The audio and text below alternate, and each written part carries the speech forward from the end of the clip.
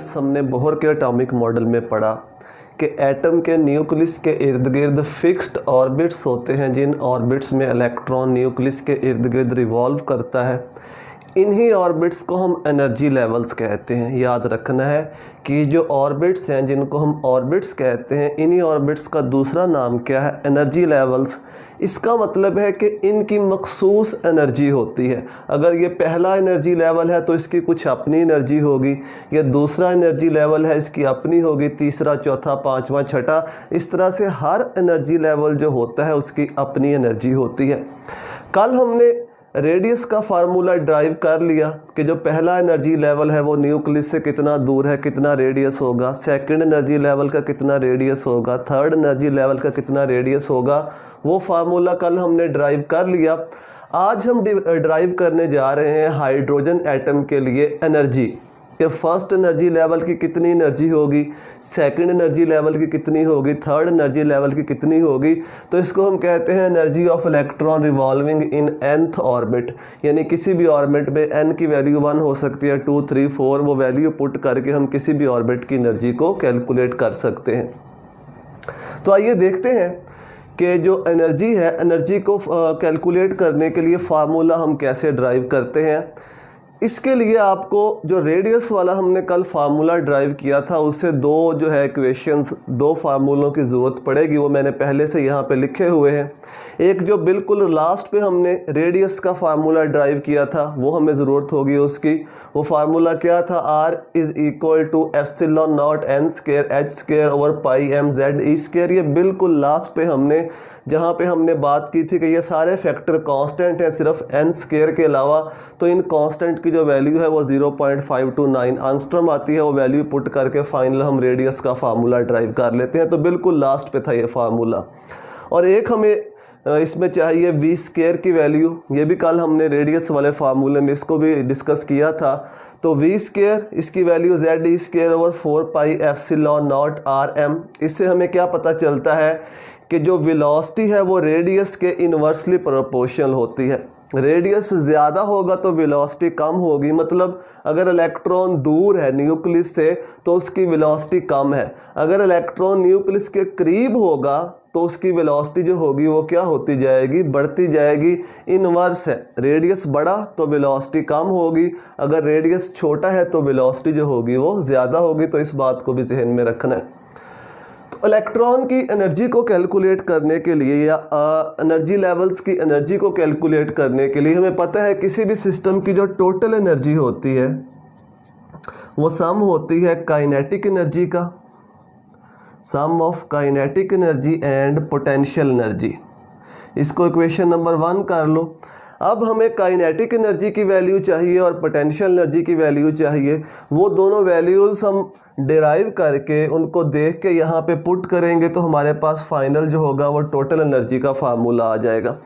तो जो kinetic energy होती है किसी भी पार्टिकल की वो होती है half mv square, half mv square. ये फार्मूला बार बार आप पढ़ते आए हैं।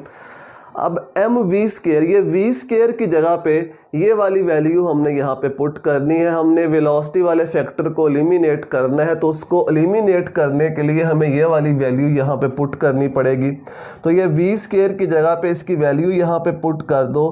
Kinetic energy is equal to 1/2 m, v square की जगह पे value z e square over 4 pi epsilon not r m। ठीक है, इसकी जगह पे वैल्यू पुट कर दी। अब ये m से m कैंसिल हो जाएगा, बाकी जो वैल्यू बचेगी काइनेटिक एनर्जी की वो होगी हमारे पास kinetic energy is equal to 1/2 यानी कि half z e square over 4 को मल्टीप्लाई कर दो। चलो मल्टीप्लाई नहीं करेंगे, यहाँ पे 2 लिखा हुआ है तो ये आ जाएगा 4 पाई एप्सिलॉन नॉट r।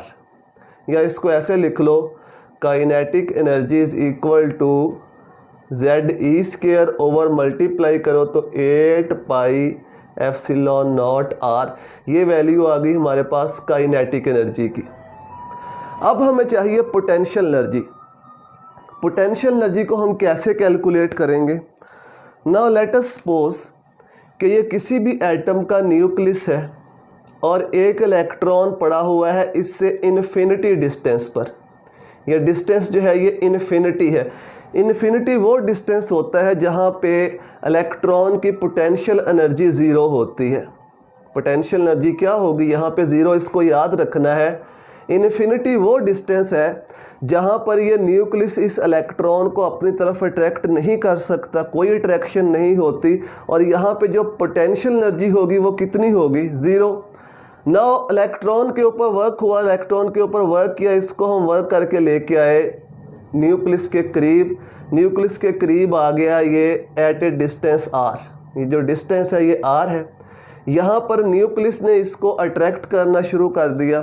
अब जब न्यूक्लियस इसको अट्रैक्ट करेगा तो इसकी पोटेंशियल एनर्जी कम होगी। कितनी कम होगी वही हमने देखना है कि पोटेंशियल एनर्जी में क्या चेंज आएगा। ये इस तरह से है जैसे अगर कोई चीज़ ज़मीन के ऊपर पड़ी हुई है, ज़मीन की सतह के ऊपर, तो उसकी पोटेंशियल एनर्जी जो है वो ज़ीरो, ठीक है। जैसे ही हम उसको ऊपर उठाना शुरू कर देते हैं उसकी पोटेंशियल एनर्जी बढ़ती जाती है। जितना ऊपर उठाते जाते हैं उसकी पोटेंशियल एनर्जी बढ़ती जाती है। तो पोटेंशियल एनर्जी जो है वो डिपेंड करती है ज़मीन के और उस ऑब्जेक्ट के डिस्टेंस पर। इस तरह से यहाँ पे जो इलेक्ट्रॉन की पोटेंशियल एनर्जी है वो डिपेंड करती है न्यूक्लियस से इसका कितना डिस्टेंस है। अगर तो ये इन्फिनिटी डिस्टेंस पे पड़ा हुआ है जहाँ पर कोई अट्रैक्शन नहीं हो रही न्यूक्लियस की, तो इसकी पोटेंशियल एनर्जी ज़ीरो है। जैसे ही इसको न्यूक्लियस अट्रैक्ट करना शुरू कर देगा, ये न्यूक्लियस की अट्रैक्शन के अंडर आ जाएगा, तो इसकी पोटेंशियल एनर्जी कम होना शुरू हो जाएगी। उसी पोटेंशियल एनर्जी को हमने देखना है कि कितनी पोटेंशियल एनर्जी होगी। तो पोटेंशियल एनर्जी को कैलकुलेट करने के लिए हमें करना क्या पड़ेगा? पोटेंशियल एनर्जी को कैलकुलेट करने के लिए हमें वर्क डन निकालना पड़ेगा। वर्क डन निकालना पड़ेगा कि इलेक्ट्रॉन को इन्फिनिटी से इस आर डिस्टेंस तक लाने के लिए कितना वर्क हुआ, वर्क डन। और उस वर्क डन को हमें इंटीग्रेट करना पड़ेगा इंटीग्रेशन लिमिट्स में। यह इंटीग्रेशन का साइन है, मैथमेटिक्स में यूज़ होता है, इस साइन को याद रखना। इंटीग्रेशन लिमिट्स बनेंगी इन्फिनिटी टू आर। इसको हम कहते हैं लोअर लिमिट इन्फिनिटी, और जो अपर लिमिट होगी वो आर होगी। लोअर लिमिट क्या होगी? इन्फिनिटी, और अपर लिमिट क्या होगी? आर। तो पोटेंशियल एनर्जी को कैलकुलेट करने के लिए हमें वर्क डन को इंटीग्रेट करना पड़ेगा between integration limits. Integration limits क्या है? इन्फिनिटी से आर। कहाँ से इलेक्ट्रॉन को उठाया हम और कितने डिस्टेंस तक लेके आए, उसी को इंटीग्रेशन लिमिट्स कहते हैं। अब वर्क का फार्मूला क्या होता है? वर्क का फार्मूला क्या होता है? Force multiplied by distance. ये वर्क का फार्मूला है। इस इलेक्ट्रॉन के ऊपर फोर्स कितनी लग रही है जब ये न्यूक्लियस की अट्रैक्शन के अंडर है, तो कौन सी फोर्स है? कल हमने पढ़ा था कि कौन सी फोर्स होती है इलेक्ट्रॉन और न्यूक्लियस के दरमियान? Coulomb force of attraction. और कूलम फोर्स ऑफ अट्रैक्शन क्या होती है? Force coulomb force of attraction क्या होती है? ZE² over 4 pi epsilon not R²। इसको हम कूलम फोर्स ऑफ अट्रैक्शन कहते हैं। कल हमने ये फार्मूला पढ़ा था। नाउ सपोज इलेक्ट्रॉन ने जो डिस्टेंस है, एक स्मॉल डिस्टेंस dr कवर किया, तो डिस्टेंस क्या हो जाएगा? डिस्टेंस होगा dr। यहाँ पे अलग लिख देता हूँ, डिस्टेंस क्या होगा? dr। तो वर्क निकालने के लिए हमें फोर्स को डिस्टेंस से मल्टीप्लाई करना है। फोर्स कौन सी है? Coulomb force of attraction ZE² over 4 pi epsilon not R²। और डिस्टेंस कितना कवर किया? एक स्मॉल डिस्टेंस dr कवर किया इलेक्ट्रॉन ने। तो इन दोनों को मल्टीप्लाई करो, वर्क आ जाएगा। तो work is equal to force है ZE² over 4 pi epsilon not R² और डिस्टेंस कितना कवर किया? dr। ये वर्क आ गया। अब इस वर्क को हमने इंटीग्रेशन लिमिट्स में इंटीग्रेट कर देना है, तो हमारे पास पोटेंशियल एनर्जी आ जाएगी कि उस दूरी के ऊपर, उस डिस्टेंस के ऊपर इलेक्ट्रॉन की कितनी पोटेंशियल एनर्जी है। तो potential energy is equal to कितना वर्क है, इसको इंटीग्रेशन लिमिट्स लगा दो इन्फिनिटी टू आर। कितना वर्क है? ZE² over 4 pi epsilon not R² dr। अभी जितने भी कांस्टेंट्स हैं ZE², 4 पाई एप्सिलॉन नॉट, इन सब को इंटीग्रेशन साइन के बाहर ले जाओ, तो potential energy ZE² over 4 pi epsilon not ये रह जाएगा बाकी इन्फिनिटी से r, और इधर रह जाएगा 1/r² dr। इसी को हमने इंटीग्रेट करना है। जब हम इसको इंटीग्रेट करेंगे तो इंटीग्रेट करके इसका आंसर आएगा -1/r। इंटीग्रेशन एंड पे मैं करके दिखा भी दूंगा, लेकिन फ़िलहाल अभी आपको इंटीग्रेशन को याद रखने की ज़रूरत नहीं है कैसे करते हैं, आपको इसका आंसर चाहिए। तो इसका आंसर कितना आएगा -1/r। तो डायरेक्ट मैं इस पूरी इंटीग्रेशन को सॉल्व करके इसका आंसर लिख रहा हूँ -1/r।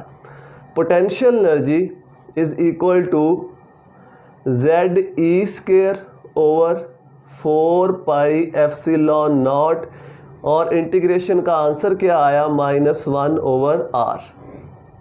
-1/r को मल्टीप्लाई कर दो तो ये हो जाएगा potential energy is equal to ZE² over 4πε0r। ये माइनस साइन शुरू पे आ जाएगा।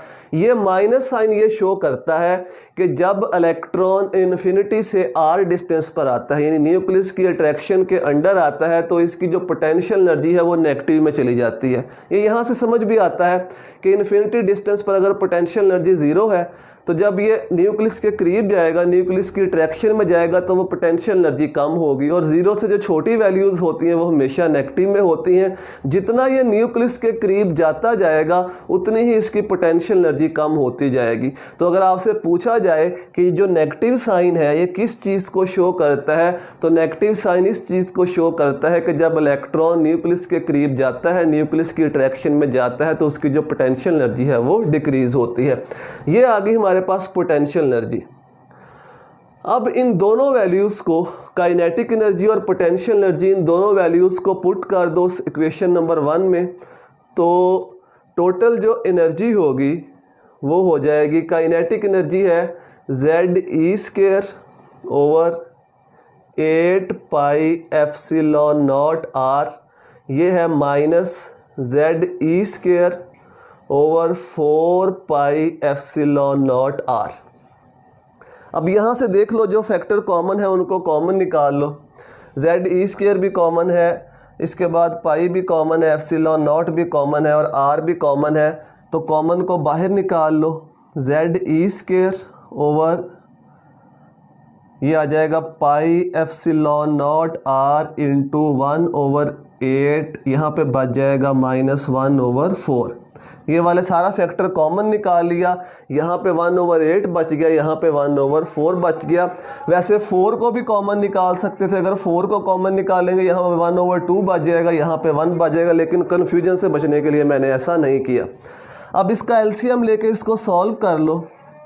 ZE² ओवर πε0r, एलसीएम कितना आ जाएगा इसका 4 एलसीएम आएगा, तो ये हो जाएगा 1 - 2 हो जाएगा, तो ये बन जाएगा,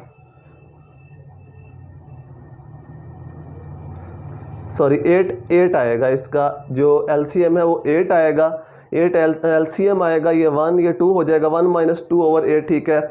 इसके बाद ये हो जाएगा energy is equal to ZE² over πε0r, और बच जाएगा -1/8।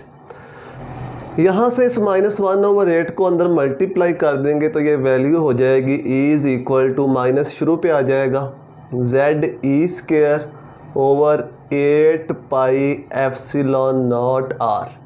यहाँ पे इस r की जगह पे ये इसकी शुरू वाली वैल्यू, ये वाली वैल्यू पुट करेंगे, तो इस r की जगह पे इसकी वैल्यू पुट कर दो, ये हो जाएगा E is equal to ZE² वैसे ही आ जाएगा, 8πε0 वैसे ही आ जाएगा, r की जगह पे वो वैल्यू यहाँ पे लाके पुट कर दो, वैल्यू है ε0 n² ओवर πmZE²।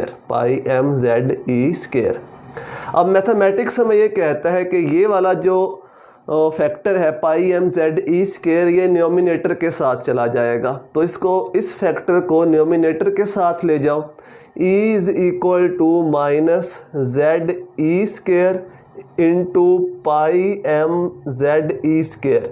इस फैक्टर को हम न्यूमिनेटर के साथ ले गए, बाकी नीचे डिनोमिनेटर में क्या बच गया, 8 pi epsilon not into epsilon not an square H square. अब यहाँ से देखो कुछ कैंसिल होता है तो उसे कैंसिल कर दो, ये पाई से पाई कैंसिल हो जाएगा।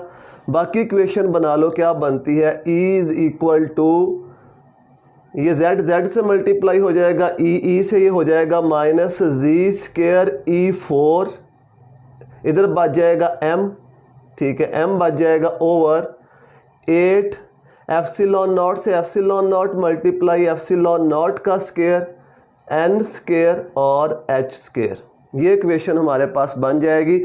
अब यहाँ से अगर आप देखें तो ये z भी कांस्टेंट है, नंबर ऑफ प्रोटॉन हाइड्रोजन में 1 होता है, E भी कांस्टेंट है चार्ज, m भी कांस्टेंट है mass of electron, epsilon not भी कांस्टेंट, h भी कांस्टेंट, प्लैंक्स कांस्टेंट। इन सब कांस्टेंट को इकट्ठा कर लो एक जगह पे और जो वेरिएबल है उसको बाहर निकाल लो, ये वाला n स्केयर। तो ये माइनस कांस्टेंट क्या है, z square E4m over 8 epsilon not square h square. बाकी क्या बच जाएगा, 1 ओवर n स्केयर, इसको अलग कर लो। अब इस पूरे कांस्टेंट की जगह पे जब हम इसकी वैल्यू पुट करेंगे तो हमारे पास एनर्जी पर एटम, एक एटम के लिए एनर्जी आ जाएगी nth ऑर्बिट के लिए। तो जब पूरे उस फैक्टर की, कांस्टेंट फैक्टर की वैल्यू कैलकुलेट करते हैं तो वो हमारे पास निकल के आती है E is equal to minus 2.178 10 raise to power minus 18 joule per atom. यानी एक एटम के लिए हमने एनर्जी निकाली है और जूल में निकाली है, और इनटू 1 ओवर n स्केयर, ये तो साथ ऐसे ही आ जाएगा। कांस्टेंट की जगह पे हमने उसकी वैल्यू पुट कर दी, ये वाला जो कांस्टेंट फैक्टर यहाँ पे हमने बाहर निकाला था। अब इसी वैल्यू को हमने जूल पर एटम से कन्वर्ट करना है किलो जूल पर मोल में। जूल पर एटम से कहाँ पे कन्वर्ट करना है, किलो जूल पर मोल में। तो किलो जूल में कन्वर्ट करने के लिए इसको 1000 से डिवाइड करो, पर मोल में कन्वर्ट करने के लिए 6.02 10⁻23 यानी एवोगैड्रोस नंबर से मल्टीप्लाई करो। तो यूनिट्स को चेंज करने के लिए इस वैल्यू को 2.178 10⁻⁻18 इसे 1000 से डिवाइड करो, किलो जूल हो जाएगा। पर मोल के लिए 6.02 10⁻23 से मल्टीप्लाई कर दो, ये 1 ओवर n स्केयर ऐसे ही आ जाएगा। यूनिट क्या हो जाएंगे, किलो जूल पर मोल।